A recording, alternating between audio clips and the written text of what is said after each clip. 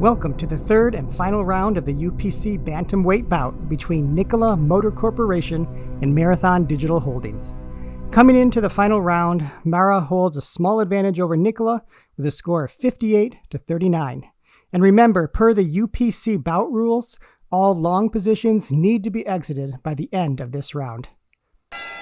Round 3. NKLA opens at $5.45, while Mara opens at $7.88.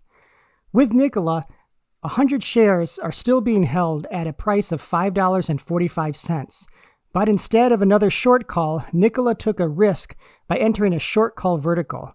The play here was that the short call strike of $5.50 would be converted to a covered call if the price of the stock spiked upward. With that move upwards, the long call leg of the vertical would be sold off for profit.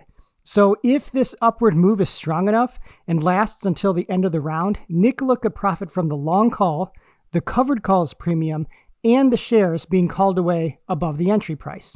It's a risk, but being behind in the bout, it was a risk worth taking. If the stock doesn't move according to the plan, at least there is a small $12 credit from the short call vertical. NKLA's short put verticals still haven't closed. At the end of the last round, the price did hit our closing price, but the order was never filled. They are currently profitable and should close later this round as long as NKLA's share price stays above $5.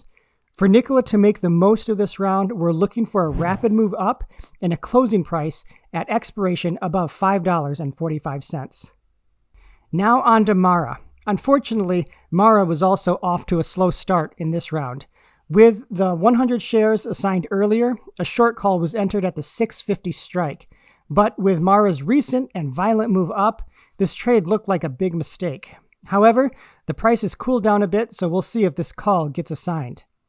As Mara's price did increase though, 3 short call verticals were entered in round 2 and are definitely in danger of losing money this round if Mara's price doesn't stay below $7.50.